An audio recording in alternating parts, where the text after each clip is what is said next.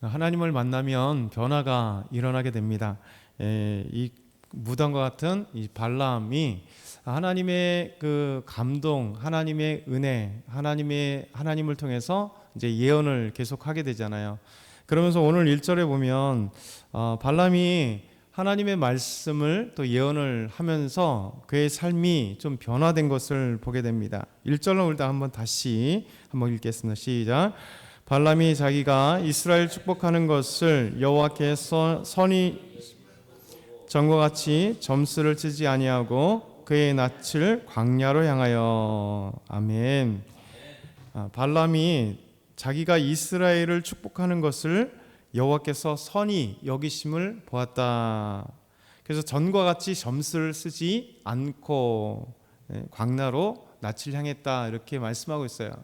결국 이 발람의 그 직업, 발람이 누구였었는가에 대해서 오늘 말씀을 하죠. 결국 점수를 하던 자, 무당이라고 하는 것이죠.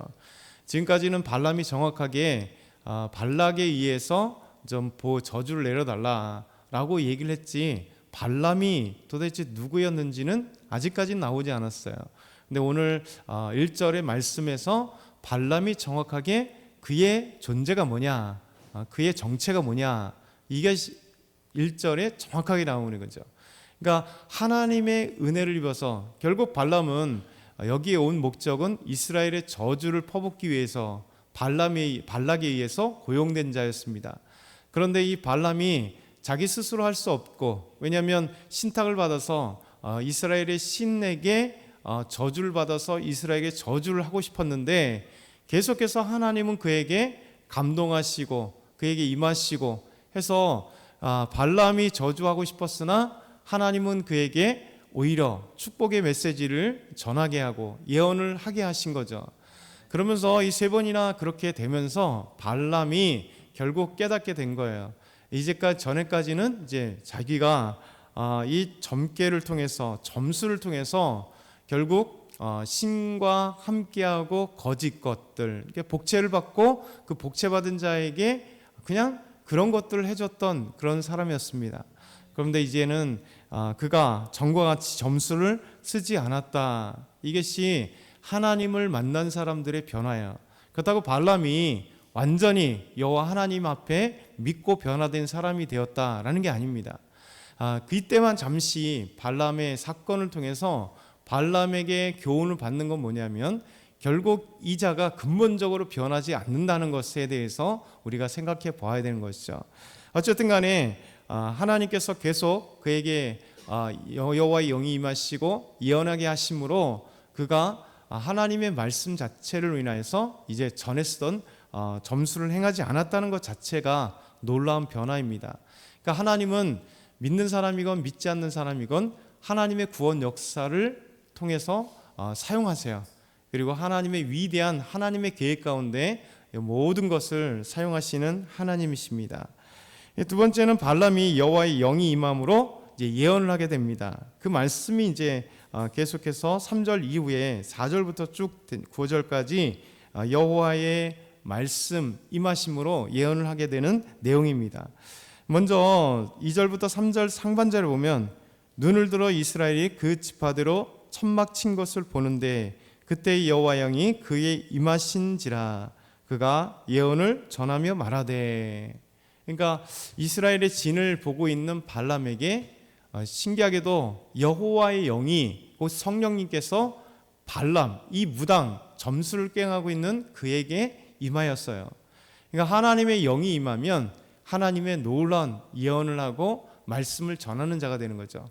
그러니까 선지자들에게 하나님의 말씀이 임했고, 사울도 마찬가지입니다. 이스라엘의 첫째 왕 사울도 잃어버렸던 나귀를 찾으러 갔는데 그에게 여호와의 영이 임함으로 그가 갑자기 예언을 하게 된 그 사건이 있어요. 그러니까 여호와의 영은 하나님께서 이 성령을 통해서 일시적으로 말씀하고 싶은 바를 말씀할 때, 예언할 때, 구약 성경에는 여호와의 영이 임하시고 여호와의 영이 임하시고 그 예언하거나 또 힘을 발휘하거나 어떤 하나님의 놀라운 일을 행하고자 하실 때 여호와의 영이 임하시고 그리고 난 다음에 떠나가세요. 신약과는 다르죠. 예수님께서 부활하시고 난 뒤에 약속하신 성령이 오순절에 임했을 땐 이제 영원토록 성령이 임하셨을 때 이 성령님은 예수님을 나의 주님이라고 고백하게 하시고 진리의 성령이기 때문에 예수님의 진리이신 예수님을 우리 마음 가운데 진리로 알게 하시고 깨닫게 하시고, 그 성령님이 영원토록 함께 하시는 거예요. 우리가 죽을 때까지 우리 예수 그리스도를 믿는 사람들에게는 동시에 성령 하나님께서 우리에게 임하셔서 우리와 영원토록 함께 하시는 분이십니다. 근데 구약 성경에는 성령님은 그때그때마다 필요할 때 임하셔서 때로는 예언도 하시고요, 부살렐과 오홀리압에게는 지혜를 더하시고, 그래서 성막 만드는 일을 감당하게 하셨고요. 그리고 또 삼손은 여호와의 영 성령께서 임하셔서 강력한 힘을 발휘하고 블레셋과 싸울 때 능력을 발휘하게 하시고, 또 때로는 삼손이든 사무엘이든 많은 선지자들에게 동일하게 여호와의 영이 임하심으로 하나님의 말씀하시고 싶은 바 예언을 하게 하시는, 그러니까 구약과 신약의 여호와의 영이 임하시는 건 달라요. 구약 시대에는 여호와의 영 성령님께서는 그때그때마다 하고 싶은 일을, 하나님께서 해야 될 일을 하실 때마다 여호와의 영이 임하신 거죠. 그 대상은 다양한 거죠. 이 무당 점수를 꾀하는 발람에게도 여호와의 영이 임하심으로 그가 하나님을 믿는 백성이기 때문이 아니라 하나님의 일을 행하시기 위하여 여호와의 영이 발람에게 임하여서 예언을 하게 한 거예요. 그래서 하나님의 놀라운 일을 이것 속에서 하게 하신 것입니다. 그래서 발람은 이제 여호와의 영이 임하심으로 예언해서 이스라엘을 축복하는 예언을 하게 됩니다. 그것이 이제 4절부터 9절 말씀이죠. 말씀 보면 하나님의 말씀을 듣는 자, 전능자의 환상을 보는 자, 엎드려서 눈을 뜨는 자가 말하기를. 이 발람이 자기를 이렇게 소개해요. 그러면서 야곱이여 내 장막들이, 이스라엘이여 내 거처들이 어찌 그리 아름다운고, 그 벌어짐이 골짜기 같고 강가의 동산 같으며 여호와께서 심으신 침량목들 같고 물가의 백향목들 같도다. 그 물통에는 물이 넘치겠고 그 씨는 많은 물가에 있으리로다. 그의 왕이 아각보다 높으니 그의 나라가 흥하리로다. 그러니까 자연과 그리고 이 아름다운 것들을 비유하면서 이스라엘을 축복하는 거예요. 간단하게 말하면 아름답게 흥황할 것이다. 아름다운 모습으로 이렇게 찬양하고 그 이스라엘 백성들에게 복을 비는 거죠. 그러니까 발람이 하는 것이 아니라 여호와의 영이 임하심으로 하나님께서 이스라엘 향하여서 아름답게 이스라엘 축복하시 복 주시는 이 예언의 말씀을 하고 계십니다. 그러면서 계속해서 이스라엘에게 이 놀라운 메시지를 하시죠. 우리 8절과 9절 마지막으로 다시 한번 읽어보겠습니다. 시작. 하나님이 그를 애굽에서 인도하여 내셨으니 그 힘이 들소와 같도다. 그의 적국을 삼키고 그의 뼈들을 꺾으며 화살로 쏘아 꿰뚫으리로다. 꿇어 앉고 누움이 숫자자와 같고 암사자와도 같으니 일으킬 자 누구이랴.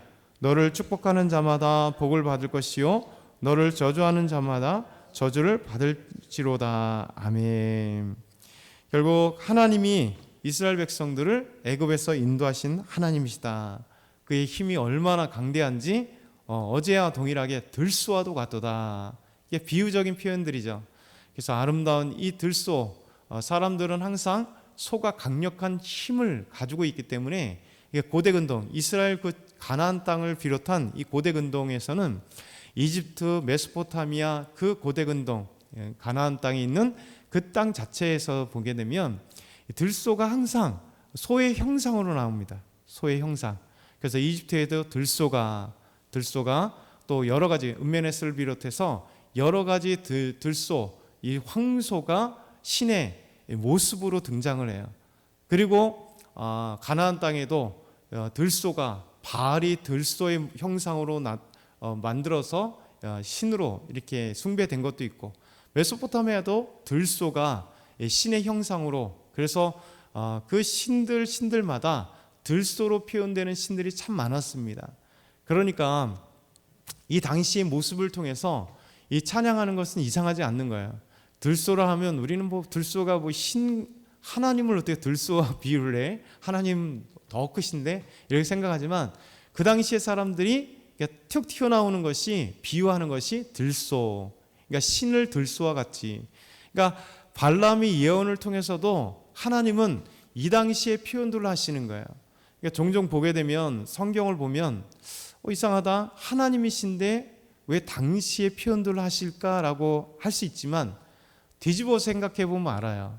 여러분, 우리가 지금까지 이 삶 속에서 자연스럽게 듣고 이해할 수 있는 이야기나 상황이나 또 사건, 아니면 비유적인 표현들, 이게 우리에게 들려오면 쉽게 이해하잖아요.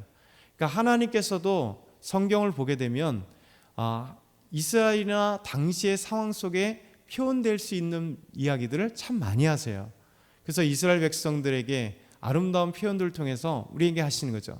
만약에 우리에게 하나님께서 말씀하셨다면 좀 다르겠죠. 왜? 이스라엘 백성들에게 또 다윗에게 말씀하실 때, 다윗이 하나님이 누구신가 고백할 때 일상생활에서 가장 느꼈던 것, 여호와는 나의 목자십니다. 그렇죠? 여호와는 목자로 비유하는 이유가 그의 삶 속에서 목자가 무엇인지를 잘 깨닫던 다윗은 양을 인도하는 목자가 바로 나의 하나님이십니다라고 고백을 하잖아요. 그러니까 우리의 상황이라면 여호와는 나의 목자시다, 잘 이해가 안 되잖아요. 주변에 양도 없고 목자가 거의 없으니까. 그렇죠? 그런데 하나님은 이렇게 하나님의 말씀을 당시의 상황과 비유를 통해서 말씀하시는 거죠. 그렇죠? 예수님께서 말씀하시잖아요. 자, 들의 백합화를 봐라. 저 하늘에 나는 새를 봐라. 그러니까 지나가는 자연을 통해서 교훈하시고 비유하시고 말씀하셔서 콕 들어오게 말씀하시는 거예요. 그러니까 하나님은 이렇게 발람에게 예언을 통해서라도 하나님이 누구신가를 더 쉽게 아름답게 그렇게 표현되는 거예요. 우리 침략목 모르잖아요. 그 앞에 있던 건 여호와의 심으신 침략목과 같다. 우리는 침략목이 없잖아요. 백향목 없잖아요. 그러니까 백향목이 뭐지? 그 백향목 나무도 생소한데 성경을 읽으면 뭐지? 라고 생각하니까 그 당시에 그래서 그 상황이 무엇인가를 우리가 해석되어야 될 때 우리의 입장에서는 한 단계 해석하는 내용이 필요한 거죠. 그러니까 하나님은 당시의 이스라엘 상황에서 그들에게 필요하고 쉽게 알아듣고 하나님이 누구시고 하나님께서 어떻게 행하시는 것을 때로는 기적으로, 때로는 비유로, 때로는 이 모든 것을 통해서 보여주시는, 그러니까 결국 하나님의 영이 발람에게 임하게 하심으로 발람이 그리고 발락이 계획하고 계획했던 이스라엘의 저주, 그래서 이스라엘과 싸우기 전에 그들을 신이 저주해서 망하게 하고 자기들이 승리하는 것을 우리 하나님은 결코 가만두지 않습니다. 그래서 그렇게 왔던 자들에게 오히려 이스라엘을 축복하게 하심으로 하나님의 위대하심과 하나님의 능력을 보여주는 거죠. 그래서 우리 삶 가운데 동일합니다. 저와 여러분이 여러 가지 우리 믿음의 사람들을 대항하고 대적할 때 신기하게도 하나님이 막아주세요. 그래서 모든 상황들을 믿음의 사람들, 하나님 섬기는 저와 여러분의 삶 가운데 우리가 연약하고 부족하더라도 우리의 눈에 보이지 않지만 이미 우리 하나님은 대적들을 막아주시고 우리에게 잘못된 환경들을 이미 다 막아주셔서 아름답게 하루하루 살아갈 수 있도록 하나님의 은혜를 이루어 가신다. 더더군다나 발람을 사용한 것처럼 하나님은 믿음의 사람뿐만 아니라 믿지 않는 그 어떤 사람이도 다 하나님의 큰 뜻을 이루기 위하여 사용하신다라는 사실을 기억하시고 오늘도 하나님의 사람이 되기를 소망해서 하나님이 나를 사용하시는 믿음의 도구가 되기 위해서 기도하는 저와 여러분이 다 되길 소망합니다.